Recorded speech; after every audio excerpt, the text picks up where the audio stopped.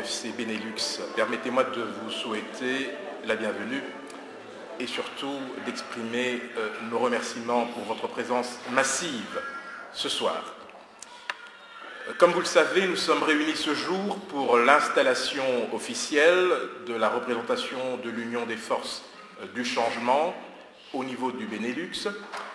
Et donc cet après-midi sera ponctué de plusieurs moments importants, dont l'un qui sera consacré notamment à un témoignage personnel à l'égard du président national, et ce témoignage sera effectué par quelqu'un qui est arrivé spécialement de Kinshasa pour cette occasion. J'ai nommé M. Denis Tabiana, ministre honoraire, qui assume actuellement les fonctions de directeur de cabinet du président du Sénat, qui se trouve être également le président national, M. Léon Kengo-Adondo. J'invite donc M. Denis Tabiana pour son mot de circonstance.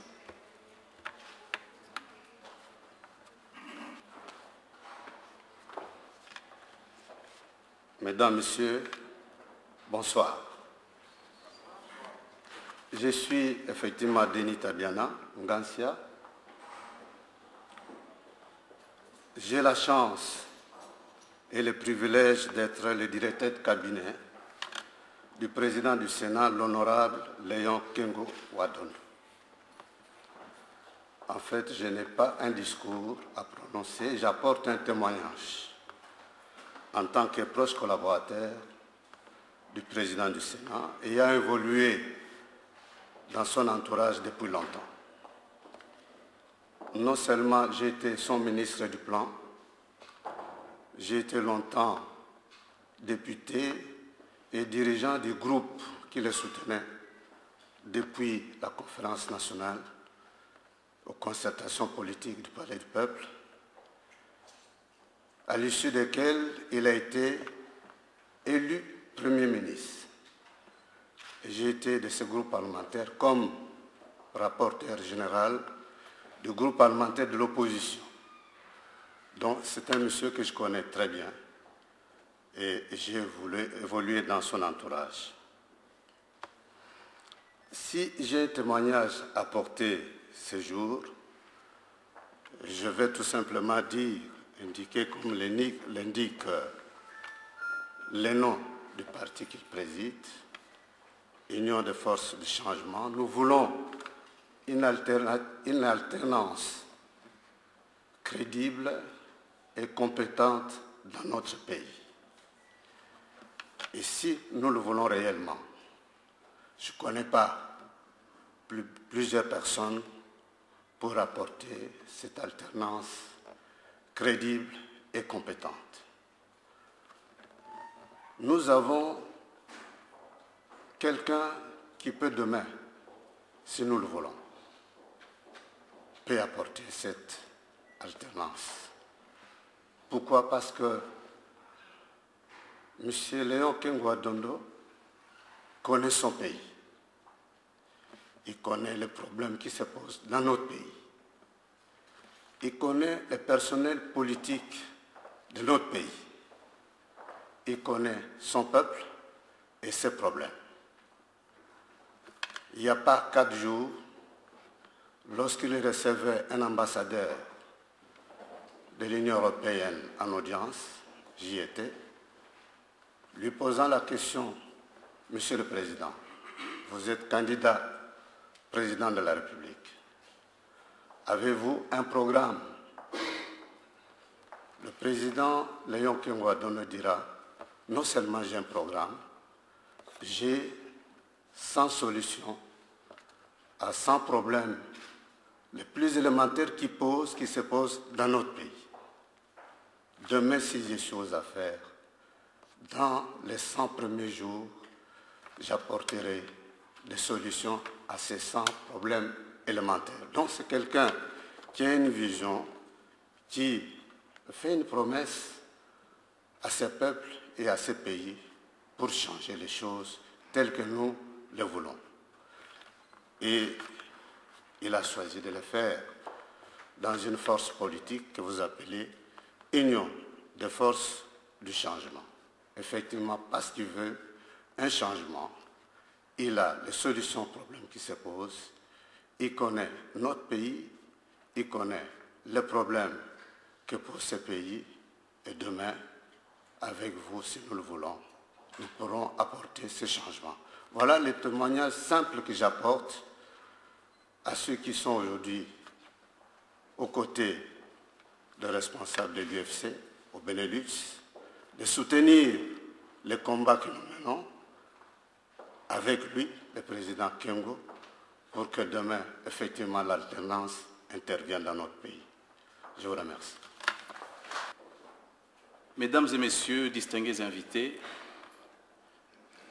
merci d'être venus si nombreux à cette cérémonie de lancement des activités de l'Union des forces du changement en Belgique, en Hollande, au Luxembourg, et ce, quelques mois seulement après la création du parti en République démocratique du Congo, notre cher et beau pays.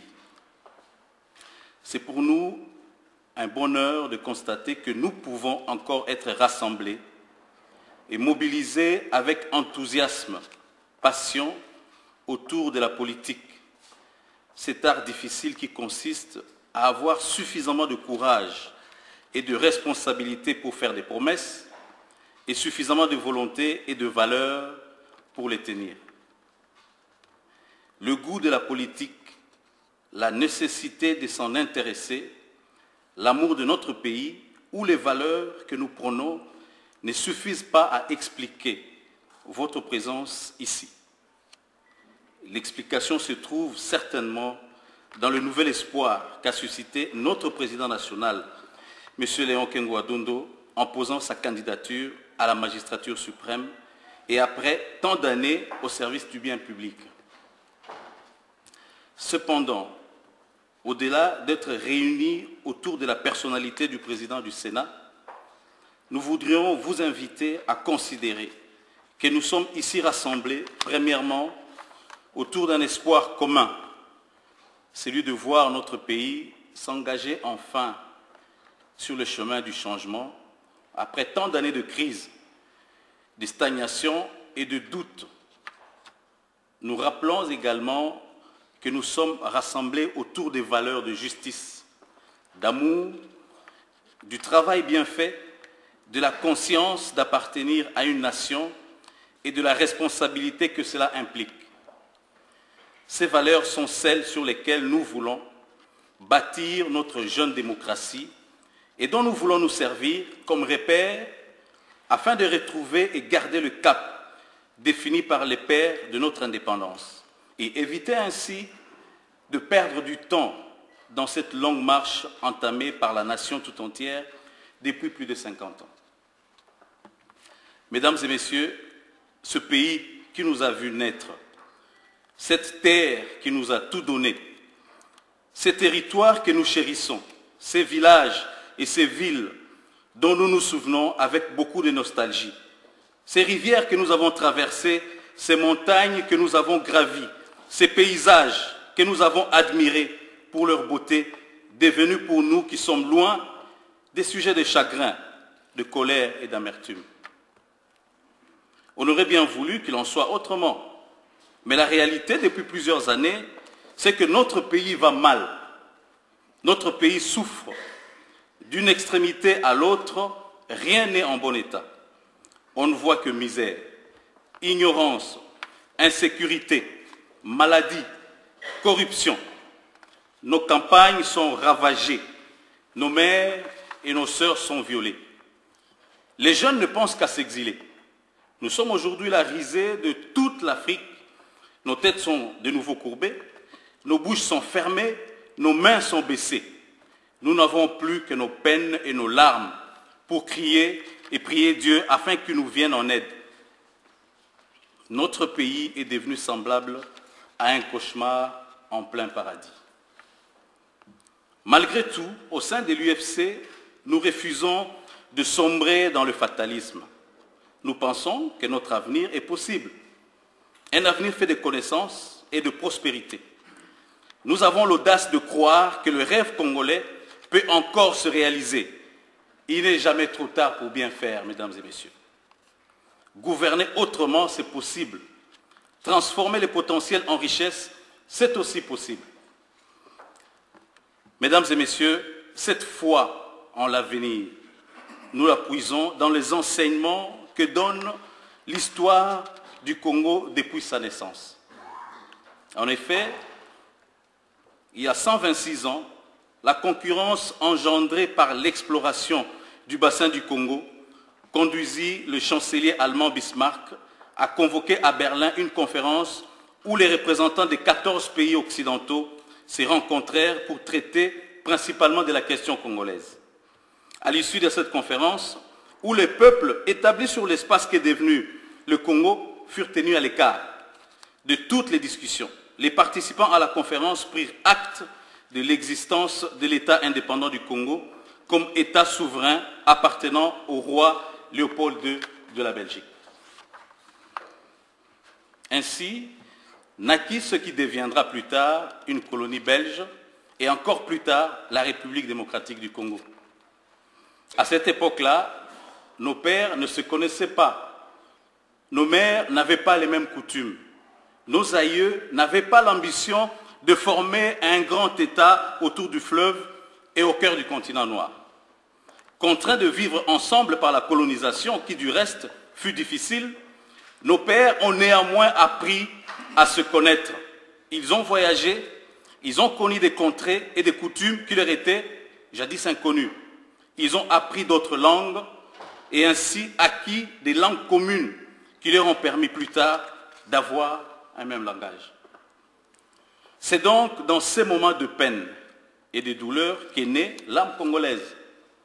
C'est dans la douleur que sont nés dans le cœur de certains d'entre nos pères l'amour et le rêve d'un Congo juste, d'un Congo grand, d'un Congo libre et prospère. Parmi eux, Patrice Lumumba fut un des grands. Lui et ses compagnons ont transmis ce rêve à tant de gens. Ils se sont battus avec leurs moyens pour que ce rêve, cette flamme ne s'éteigne jamais, pour que la marche ne s'arrête jamais. Beaucoup d'entre eux sont morts sans ne fût-ce qu'avoir pu apercevoir de loin les traits du Congo de leurs rêves. Il faut également se rappeler que tous les leaders congolais ne partageaient pas ce rêve. C'est ce qui explique qu'à l'aube de son indépendance, le pays a connu plusieurs crises et des moments de grandes incertitudes. Fort heureusement, pour les tenants de l'unité nationale, celle-ci a été préservée, mais malheureusement et pendant 40 ans, aux dépens de la justice, de la démocratie, de la liberté et de la bonne gouvernance. Et par voie de conséquence, le prix à payer a été l'avènement de la culture de la corruption, l'atomicité des velléités, l'aliénation des mentalités et l'appauvrissement plutôt de la population. La résolution d'un problème politique, j'entends ici l'unité nationale, en négligeant le règne du droit, a fini par produire des effets pervers autant dans l'ordre politique que socio-économique. Au sein de l'UFC, nous pensons fermement qu'il existe un lien étroit entre la garantie des libertés individuelles, l'état de droit et le développement économique. Apprenons du passé pour mieux bâtir l'avenir, tout en prenant soin de garantir un climat propice à la libération de toutes les énergies et de tous les talents, comme dit notre cher président, M. Léon Kengo-Adonto. Mesdames et messieurs, aujourd'hui, les temps ont changé. Cependant, le rêve est resté le même. C'est pourquoi nous, membres de l'UFC Benelux, croyons que les Congolais doivent s'engager en luttant contre la corruption, le gain facile, les antivaleurs, les exclusions, afin de réduire l'écart entre le rêve et la réalité. Les élections qui se profilent à l'horizon sont une excellente opportunité pour changer les choses, à condition qu'elles soient transparentes, crédibles et sécurisées. Elles sont surtout une excellente opportunité pour conquérir le pouvoir et s'atteler à résoudre le vrai problème de notre pays, à savoir l'absence de l'État. comme l'a dit le président Léon Kengwa-Dondo lors de sa sortie de la sortie du parti le 24 juillet au Stade des Martyrs. Aussi, a-t-il rajouté que pour restaurer l'autorité de l'État, les défis majeurs se résument dans la réforme de l'armée, de la police, de la justice et de l'administration publique. Au plan économique, il faut ramener notre pays dans le chemin de la croissance en augmentant le produit intérieur brut et par voie de conséquence en relevant le budget.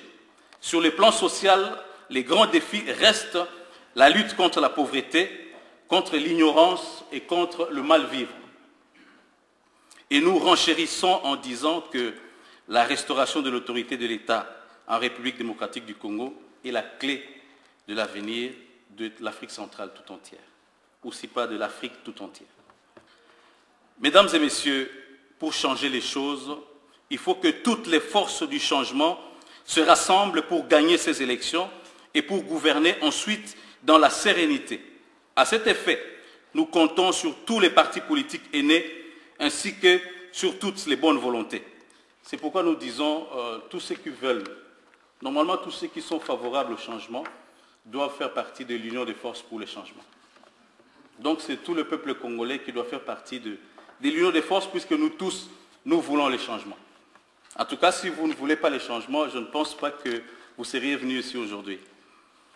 À ce moment, mesdames et messieurs, à ce jour, un programme commun de gouvernement a déjà été établi et il ne nous reste plus qu'à nous mettre autour d'une table pour désigner de façon consensuelle celui auquel nous accorderons notre confiance pour conduire toute la coalition des forces du changement. Nous pensons que cet homme doit être intègre, capable de tenir les promesses et posséder une vision claire des choses en sachant identifier les problèmes et leur apporter des solutions. Il doit être doté d'autorité qu'il mettra au service des valeurs morales motivant ses actions. Il doit aussi posséder des compétences qu'il mettra à profit pour matérialiser la vision de la société que nous voulons tous contribuer à construire. Ainsi, 4 qualités essentielles se servant les unes des autres doivent être réunies en ces candidats idéaux. L'autorité et la compétence au service, respectivement, de la morale et de la vision. Mesdames et messieurs, ce pays se trouve dans une spirale vicieuse. Il nous réclame. Il réclame notre engagement et notre temps, notre regard et notre attention, nos énergies et nos ambitions, nos talents et notre génie. Nous avons la responsabilité de continuer la longue marche entamée il y a 50 ans. Une marche pour plus de connaissances, plus de justice, de liberté, d'égalité, de travail et de prospérité. Gardons à l'esprit que le Congo n'est pas né avec nous et ne mourra pas non plus avec nous. Notre devoir est d'en être digne, de partager et de transmettre aux générations futures cette idée du Congo que nous avons tous. Soyons dignes des sacrifices de nos aînés et faisons en sorte que nos fils et nos filles soient fiers de nous un jour. C'est pourquoi, mesdames et messieurs, je vous prie vraiment d'espérer à l'avènement d'un nouveau Congo, d'un Congo libre, d'un Congo uni et fort, parce que nous le croyons très fort. Que Dieu bénisse la République démocratique du Congo.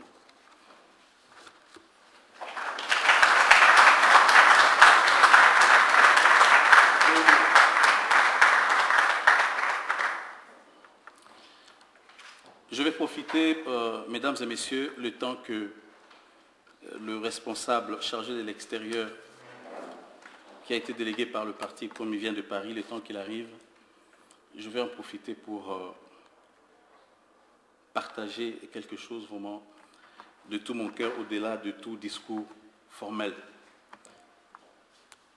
Vous dire quelque chose, c'est que moi j'ai retenu de M. Kengwa-Dondo. Et pourquoi aujourd'hui nous sommes là? Nous pensons que c'est la personne capable d'apporter le changement. À l'époque, je me souviens, les années 70, 70, à la fin des années 70, j'avais une dizaine d'années. Un jour, dans ma famille, le week-end, les gens se sont réunis, on est venu voir mon père, on posait des questions. J'entendais parler, je ne comprenais pas très bien, j'ai entendu parler du procureur, le procureur général de la République, M. Kengo. Parce qu'il y avait deux artistes musiciens, deux grands musiciens de chez nous, qui avaient été mis aux arrêts. Parce qu'ils avaient composé des chants. Un des musiciens qui est décédé a composé un chant avec des insanités du début à la fin. M. Kengo l'a appelé, il a été arrêté. M. Kengo l'a appelé à son bureau. À sa grande surprise, il y avait sa femme et ses enfants. M. Kengo a mis le chant. Ce musicien n'a pas su écouter son chant devant sa femme et ses enfants. Et M. Kengo lui a posé la question, puisque toi-même, tu n'es pas en mesure d'écouter ces chants, tu n'es pas capable d'écouter ces chants devant ta femme et tes enfants, tellement il y a des insanités. Mets-toi à la place de tous les parents. Mets-toi à notre place. Donc tu as composé ces chants pour que nous écoutions cette musique. Et je peux vous assurer que depuis cette période, jusqu'à ce que ce musicien décède, il n'a plus jamais composé de tels chants. Mais en ce moment-là, moi, ce que j'ai retenu, parce que mon père le disait, il faut des personnes comme M. Kengo pour remettre un peu de l'ordre dans ce pays.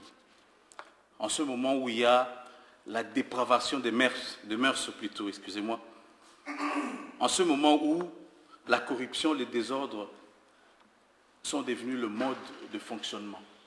Et moi, j'ai gardé cela à l'esprit, qu'au Congo, quand il y a du désordre, le nom de M. Kengo revient.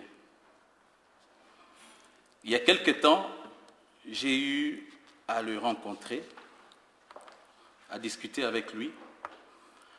On a échangé pendant 4 heures du temps, en présence de quelques personnes, et j'ai posé quelques questions. Et lui qui était à la magistrature, et puis nommé ambassadeur en Belgique, comment ça s'est fait que on l'a rappelé pour devenir Premier ministre, finalement, parce que c'est là qu'il est entré véritablement en politique. M. Kengo m'a expliqué un peu le contexte de l'époque. C'est vrai, il y avait un gouvernement précédent et il y a eu des détournements de fonds. Le président Mobutu, chef de l'État, l'a appelé pour lui dire « Kengo, j'ai besoin de toi. Il y a des problèmes dans la gestion de l'État. Nous sommes discrédités au niveau des instances internationales. Nous avons des sérieux problèmes. Les économistes m'ont déçu. J'ai besoin de toi pour restaurer la rigueur, pour restaurer la discipline, pour restaurer finalement la bonne gouvernance. Vous voyez que même le président Mobutu, lorsqu'il avait besoin de restaurer l'autorité de l'État, il a fait appel à M. Kengo. Et M. Kengo me dira ceci: j'ai été appelé pour restaurer la bonne gouvernance et j'ai pris des mesures qui m'ont rendu impopulaire. Mais j'assume ces mesures. Pourquoi? Parce que j'arrive, je suis désigné premier commissaire d'État, Premier ministre, je fais un audit général de la fonction publique de l'État. Je me rends compte, on se rend compte qu'il y a beaucoup de fonctionnaires fictifs. Au niveau de la fonction publique, au niveau de l'armée, il y a beaucoup de personnes qui sont payées qui n'existent pas. Il y a beaucoup de personnes qui ont des numéros matricules qui n'existent pas, qui ne sont répertoriés nulle part. Nous avons pris des mesures. Évidemment, ces mesures devaient être aussi accompagnées des mesures sociales. Vous vous rendez compte, quelqu'un qui est enseignant, père de plusieurs enfants, mais on se rend compte qu'il n'est pas repris dans la liste officielle des fonctionnaires au niveau du ministère. Il a fallu mettre toutes ces personnes à la porte, mais aussi prendre des mesures sociales pour essayer de recadrer tout cela. Mais non seulement l'argent qui avait été emprunté avait été détourné, mais aussi l'argent prévu pour les mesures sociales ont été aussi détournés. N'empêche, M. Kengo a restauré la bonne gouvernance, à tel point, c'est vrai qu'il y a eu de mécontents qui ont fait qu'après, M. Kengo, le président Mobutu prenne la direction du gouvernement et que M. Kengo soit ministre des Affaires étrangères. Mais ces mesures ont été tellement importantes. Je ne sais pas s'il y a parmi nous des personnes qui ont lu les derniers livres du professeur Mabi Mulumba, à tel point que le Premier ministre Mabi Mulumba et le président Mobutu se sont encore présentés auprès des instances internationales pour dire voilà les résultats du travail que nous avons fait.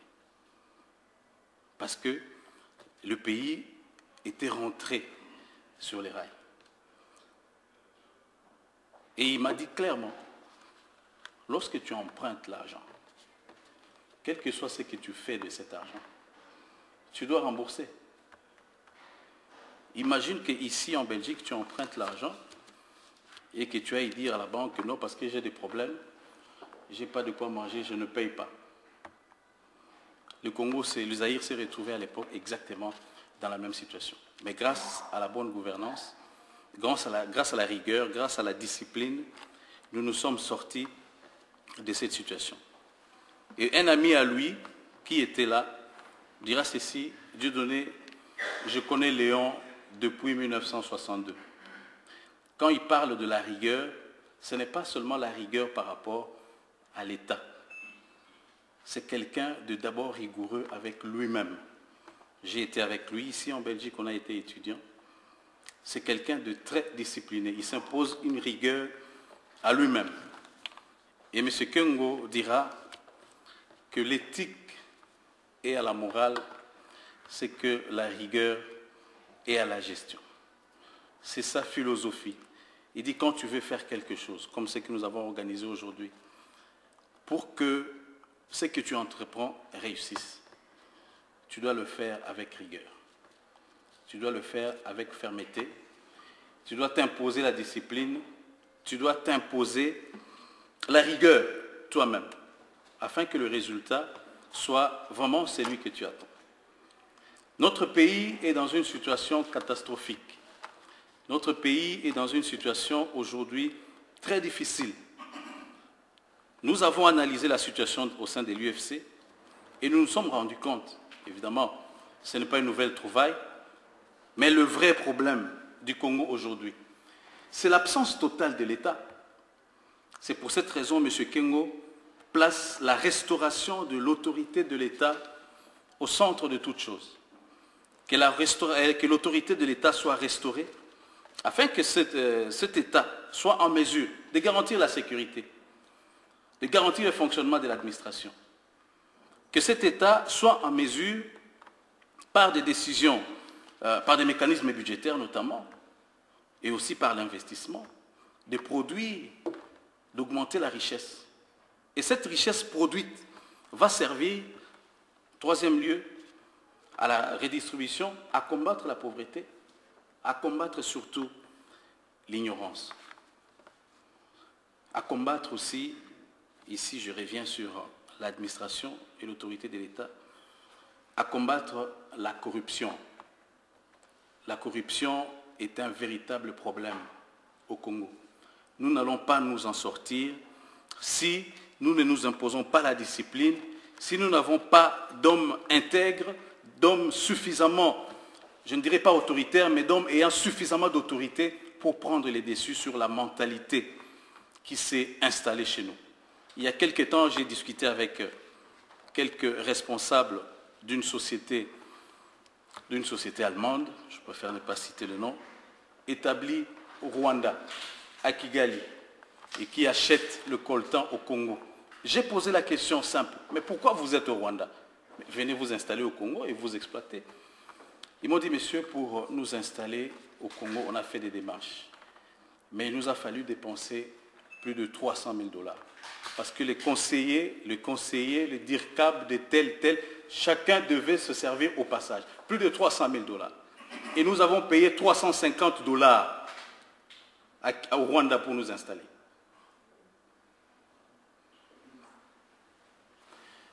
Mesdames et messieurs, nous avons besoin des personnes intègres.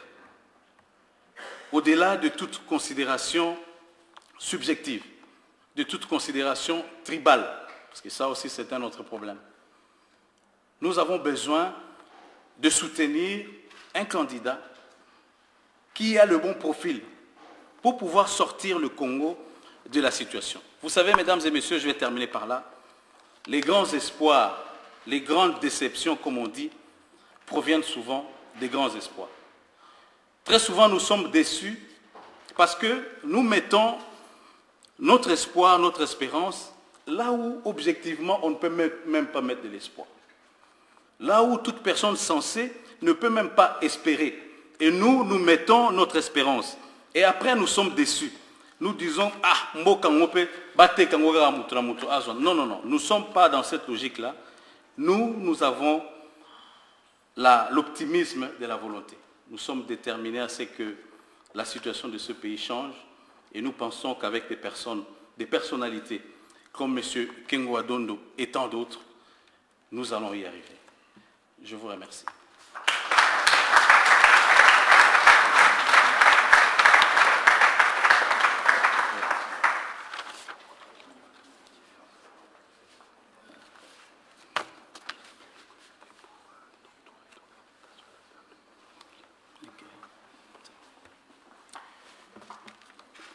Merci infiniment, Monsieur le Président et représentant de l'UFC Benelux, à la fois pour le propos, le témoignage, la vision, mais également la profession de foi qui montre que l'UFC se tourne résolument vers le changement dans l'espoir de mobiliser toutes les énergies.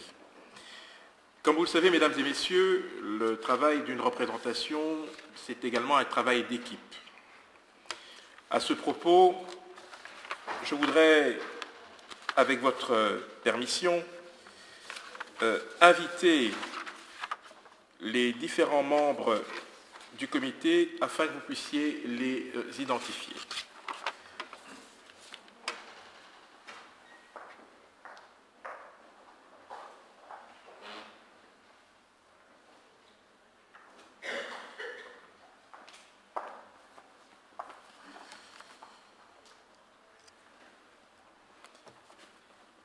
La représentation de l'UFC Benelux est divisée en 4 départements. Le premier est le département administratif et financier, dans lequel évoluent 3 personnes que j'invite solennellement à venir se présenter devant vous. Il s'agit de M. Alain Yengo, s'il peut nous rejoindre, merci.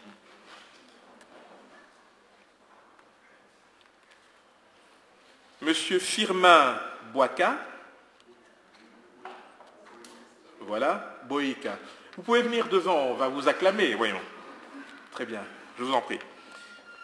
Madame Elisabeth Lengema, voilà pour le département administratif et financier. Nous avons également le département politique.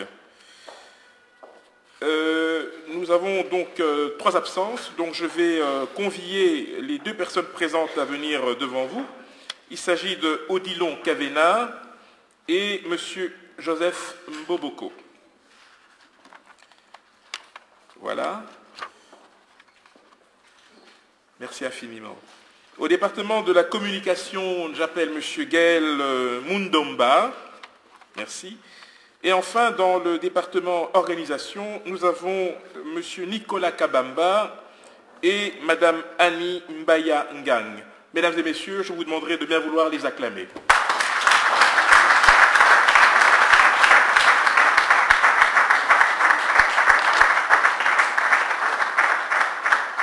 Merci beaucoup. Vous avez donc devant vous l'équipe, le comité UFC Benelux qui évolue donc autour de M. Dieudonné Wabi. Ce sont les personnes qui seront chargées de relayer de manière efficace la vision d'un parti qui prône le changement. Merci à vous. Merci. Lingala Swahilizi a Cyprien Wechi, tozali awa na Bruxelles, Mama Mbote. Mbote mingi papa. Balandi nyonso bazolanda yo, kokiko se présenter tala. Ngai Maman Mireille Bambela Ngumba.